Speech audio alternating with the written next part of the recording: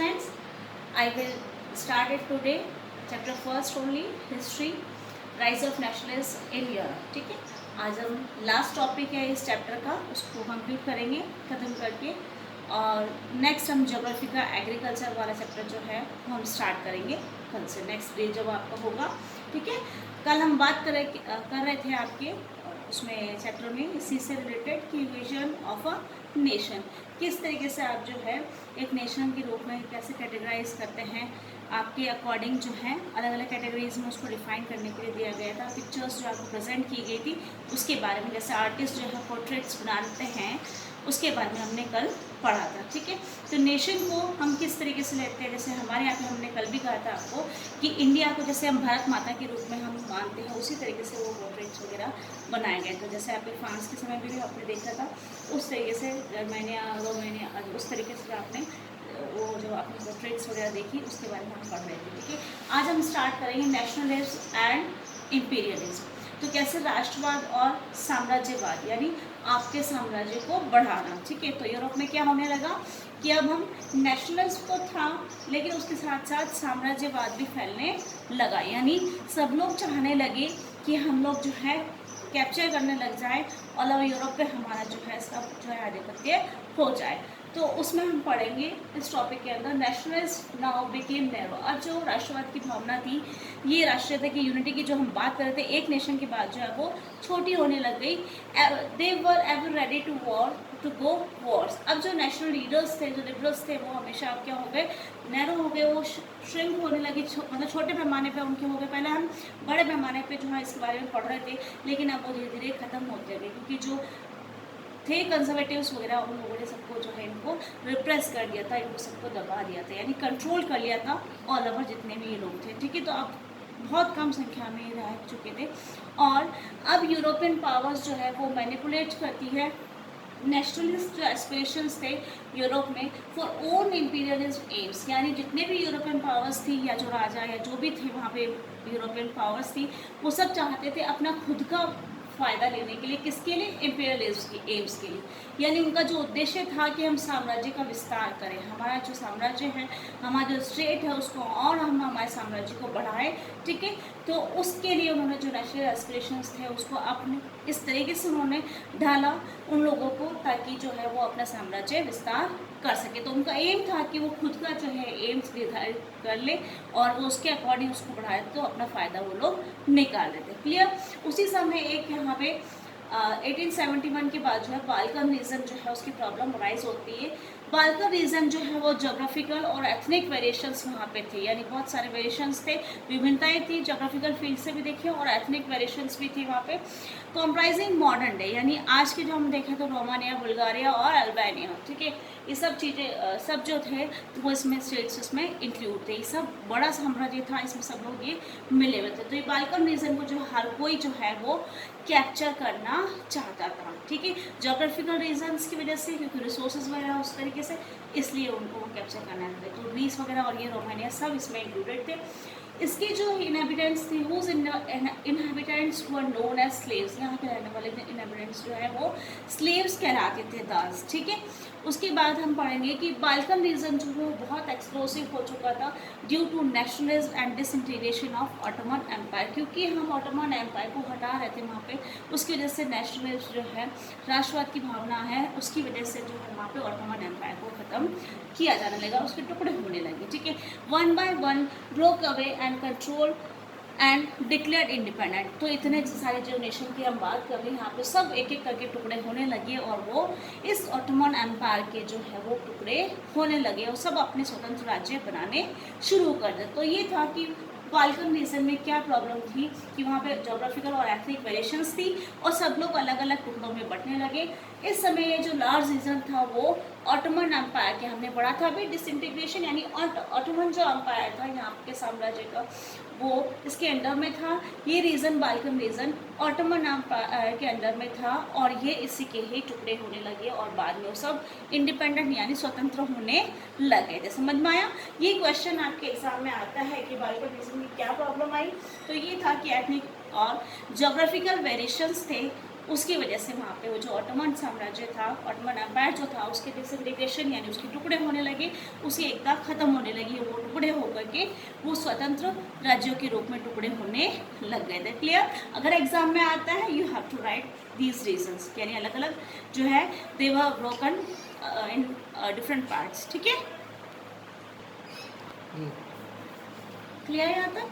यानी टुकड़ी हो चुकी। तो from 19th century they started modernisation, internal reforms but little success. हालांकि ऑटोमन एम्पायर ने बहुत सारे जो है 19th सेंचुरी में जो स्टार्टिंग से ही उन्होंने बहुत सारे मॉडर्नाइजेशन किया वहाँ पे, और इंटरनल रिफॉर्म्स भी करे थे, आंतरिक जो चेंजेस भी उसमें लेकर के आए, सुधार भी करे, लेकिन फिर भी वहाँ पर बहुत कम उनको सक्सेस मिली थी। ठीक है, यानी इतनी ज़्यादा सक्सेस नहीं मिली और वो टुकड़ों के रूप में बढ़ने लग गए और स्वतंत्र होने लग गए सारे राज्य। क्लियर है यहाँ तक? Balkan people also started to gain previous historical position. यहाँ पे ये था कि यहाँ के जो लोग थे बाल्कन रीजन के, उन्होंने बोला, उनको पहले से विश्वास था कि जो हमारा हिस्टोरिकल पोजीशन थी, पहले जो प्रीवियस जो आपकी हिस्टोरिकल पोजीशन थी उन लोगों की, वो चाहते थे कि हम जो है इतिहास के पन्नों में अगर हम देखें तो हमारा जो स्टेज है बहुत अच्छी थी, उसी को हम दोबारा से लाना चाहते हैं। They were subjugated by foreigners. तो वो चाहते थे कि उनकी जो प्रीवियस हिस्टोरिकल पोजीशन थी वो अचीव करना चाहते हैं। They were subjugated by foreigners, started revolution for independence. क्योंकि आक्रमणकारी थे फॉरेनर्स, उसकी वजह से वो सब चीज़ें दोबारा से जाना चाहते थे, तो चाहते हैं और रिवोल्यूशन स्टार्ट कर देते हैं स्वतंत्रता प्राप्त करने के लिए। यानी ये सब लोग जो है वो चाहते हैं कि हम स्वतंत्र हो जाएँ। ठीक है, they became intense conflicts। यहाँ ये जो एरिया है बाल्कन रीजन का, बहुत कॉन्फ्लिक्ट्स हो जाते हैं यहाँ पे started. Balkan reason many were others jealous of each other। यहाँ पे जो बाल्कन रीजन में हमने देखा बहुत सारे स्टेट्स थे, तो वो सब एक दूसरे से जो है वो वहाँ पे जलन या जेलसी उनमें हो जाती है। वो सब चाहते हैं कि वो each hope to gain more territory. ठीक है, सब लोग चाहते हैं कि वो एक से ज़्यादा बहुत सारी जो है राज्य उनके अंडर में आ जाए, यानी सब चाहते हैं कि वो कैप्चर कर लें इन सब ज़्यादा से ज़्यादा जितनी टेरिटरीज हैं आसपास की, उन सबको जो है अपने कंट्रोल में ले लें। Balkans also wanted to become rival. वो चाहते थे कि वो जो है अपने प्रतिद्वंदी जो है दूसरों के साथ वो अपने प्रतिद्वंदी जो है बनना चाहते, तो वो कंपटीशन करने लग गए थे और लोगों के साथ में। Clear? Trade and naval military जो है वहाँ पे जो ऑल वांटेड टू कैप्चर, जितनी भी ट्रेड और नेवल मिलिट्रीज थी उन सबको वो कैप्चर करना चाहते थे। Each one wants to control over the area. It led to the series of wars and finally the first world war. क्योंकि सब लोग ही इसको कैप्चर करना चाहते हैं, बाल्कन रीजन को, रिसोर्सेज की वजह से सब लोग चाहते हैं यहाँ पे कंट्रोल करना चाहते हैं इस एरिया को। इसकी वजह से क्या हो, बहुत सारे जो है युद्ध होने लग गए थे। ये कंटिन्यूस वॉर्स होने की वजह से यहाँ पे आपके फाइनली जो है फर्स्ट वर्ल्ड वॉर जो कि 1914 में स्टार्ट हो जाता है। Nationalism aligned with imperialism. ये जो राष्ट्रवाद की भावना उसके साथ साथ आपके साम्राज्यवाद जो है वो फैलने लगे। यानी आपके इंडिपेंडेंस या स्वतंत्रता की बात कर रहे हैं हम, बाल्कन रीजन चाहते हैं स्वतंत्र आपका राज्य हो जाए, लेकिन उसके साथ साथ ये बात हो गई कि वो कंट्रोल करना चाहते हैं ऑल ओवर जितनी भी एरिया है उस एरिया पर। यानी आप साम्राज्य बढ़ाना चाहते हैं, साम्राज्यवाद को भी बढ़ावा देने लगे। तो नेशनल जो राष्ट्रवाद की हम बात कर रहे थे वो दोनों एक साथ हो गए और ये साम्राज्य को बढ़ाने की बात होने लगी। उसकी वजह से क्या हुआ, आपके यूरोप में जो है आपके जो डिज़ास्टर के रूप में आया, यूरोप जो है वो सारे वहाँ पे जो है डिज़ास्टर हुआ। वो डिज़ास्टर हमारे देखने को मिल रहा है हमको फर्स्ट वर्ल्ड वॉर के रूप में। तो ये है कि हमारे जो बाल्कन रीजन है वो इसके लिए अपना मेजर पॉइंट आपके लिए देता है, जिसके स्टार्टिंग के बाद वॉर्स होने के बाद आपके फर्स्ट वर्ल्ड वॉर जो है वो स्टार्ट हो जाता है। क्लियर यहाँ तक? नेक्स्ट टॉपिक इसमें हम देखते हैं। But meanwhile, many countries in the world which had been colonized by the European powers in the 19th century began to oppose imperial domination। लेकिन और जो कंट्रीज थे इसमें वर्ल्ड में, तो जो यूरोपियन पावर्स जहाँ पे वो कॉलोनाइज कर रहे थे, उनको कॉलोनाइजेशन हो रहा था यूरोपियन पावर्स के थ्रू, वो जो है 19th सेंचुरी में जो अपोज करते हैं यानी उसकी आलोचना करते हैं इसकी इंपीरियल डोमिनेशन की। यानी वो नहीं चाहते थे कि ये जो यूरोपियन पावर्स है वो डोमिनेट कर रहे और यहाँ अपने साम्राज्य को बढ़ाए। ठीक है, तो ये हो गया कि एंटी जो है इंपीरियल मूवमेंट्स जो है यहाँ पे स्टार्टिंग हो चुकी है। ठीक है, वो नहीं चाहते कि ये इंपीरियलिस्ट या साम्राज्यवाद को बढ़ावा मिले। तो ये साम्राज्यवाद या इंपीरियलिस्ट जो है, जो डोमिनेट कर रहा है तानाशाही की तरह रूप में ही वो अपनी मनमानी कर रहे हैं और साम्राज्य को बढ़ाया जा रहा है। तो इसके लिए एक एंटी इंपीरियल मूवमेंट जो स्टार्ट होने लगे, that developed everywhere, were nationalist in the sense that they all struggle to form independent nation states। उसमें से ये थे, सभी जगह पे जो नेशनलिस्ट थे उनका सेंस यही था, उनका आइडिया यही था, वो स्ट्रगल करें किस फॉर्म में, इंडिपेंडेंट नेशन स्टेट्स के रूप में डेवलप होने के लिए। यहाँ पे भी वही बात करते हैं कि जो राष्ट्रवादी भावना है उनका सेंस ये था कि वो स्ट्रगल करें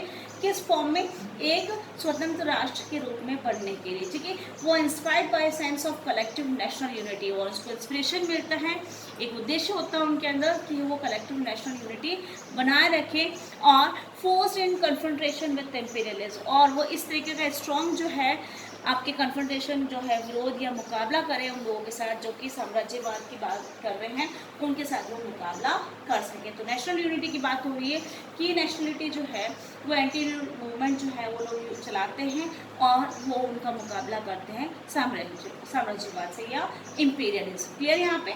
तो नेशनलिज्म और इंपीरियलिज्म दोनों साथ साथ चल रहे हैं, और उसके अलावा जो नेशनलिस्ट लोग हैं वो एंटी इंपीरियल मूवमेंट स्टार्ट करते हैं, स्ट्रगल करते चाहते हैं कि वो उनकी जो यूनिटी है वो नेशनल यूनिटी वो बनी रहे। क्लियर यहाँ तक? नेक्स्ट है आपके European ideas of nationalism were now replicated for people everywhere, develop their own specific variety of nationalism। मान लिया कि यूरोपियन आइडियाज़ जो है नेशनलिज्म के वो सभी जगह पे थे, उनको जो है उनकी कॉपी जो है सब जगह, यानी उनको नकल करने लगे लोग, सब जगहों पे यूरोपियन जो नेशनलिज्म है वो आइडियाज़ डेवलप होने लगे, ठीक है।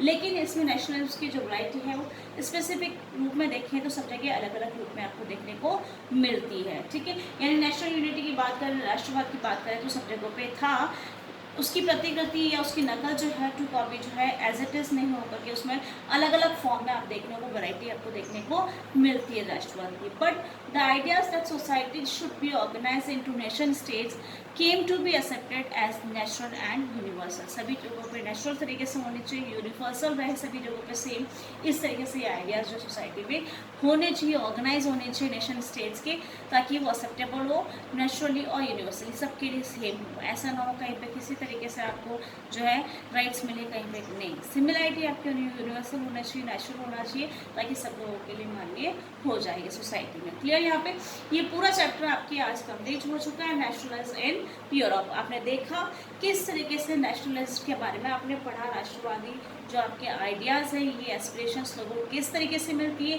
कौन कौन से लोग थे, मिडिल क्लास के लोग थे, कैसे वो इन्वॉल्व हुए, कैसे उन लोगों ने स्टार्टिंग करी, रिवोल्यूशंस कब से कब तक हुए, क्या लोग थे, किस तरीके के लोग थे, कैसे जो पीसेंट्स थे उनको कैसे सफ़र करना पड़ा, कैसे स्लेव्स थे उनके बारे में हमने पढ़ा, कैसे उन लोगों ने स्ट्रगल करा, और लव यूरोप के बारे में हमने पढ़ा। उसके बाद इसी चैप्टर में हमने जर्मनी और इटली के बारे में भी पढ़ा, कैसे वहाँ पे यूनिफिकेशन हुआ था, ठीक है। तो उसके बाद हमने कल भी पढ़ा था कि ब्रिटेन में भी था इसी तरीके से, और जो विजन था आपके नेशनल आइडियाज़ के उसके बारे में पढ़ा, कैसे पोर्ट्रेट्स बनते हैं आर्टिस्ट, और जो रोमांटिक जो आपके सेंस था उसमें था कि आपकी जो नॉवेल्स और जो बुक्स है उससे प्रिंट मीडिया के थ्रू भी जो आप है ये रिवोल्यूशन कर सकते हैं, जैसे आपने यूरोप में पढ़ा ये नेशनलिज्म के बारे में, ये कैसे रिवोल्ट करा लोगों ने, कैसे जो है लोगों को बुक्स और इन सब से या फोक लॉस इन सब चीज़ों से जो आइडियाज़ मिले। यानी एक मिडिल क्लास जो एजुकेटेड क्लास है उसके अलावा भी बहुत सारे जो इलिटरेट लोग हैं उन लोगों को साथ में ले, जो अनपढ़ लोग हैं उनको भी साथ में लेकर के किस तरीके से लोग जो सब लोग इन्वॉल्व होते हैं आपके रिवोल्यूशन में, ठीक है। तो ये नेशन बिल्डिंग की जो बात कर रहे हैं, एक यूनिटी के रूप में हम बात कर रहे थे, तो नेपोलियन की भी बात करी है, जो रिफॉर्मेशन जो नेपोलियन लेकर के आया था उसके बाद जो चेंजेस हुए थे उसके बारे में हमने पढ़ा, ठीक है। तो कांग्रेस के बारे में भी पढ़ा, कैसे जनरल असेंबली में लोग आते हैं, कैसे वो पॉलिटिकल और इकोनॉमिकल राइट्स की बात करते हैं, किसको मिलता है, जैसे जिसके पास प्रॉपर्टी है उन्हीं लोगों को मिलता था राइट्स, बाद में रिवॉल्ट हुआ हो जाते थे, ठीक है। तो ये पॉलिटिकल राइट्स सबके लिए बराबर होने चाहिए, यूनिवर्सल जो सफ्रेज की हम बात कर रहे थे, ठीक है ना।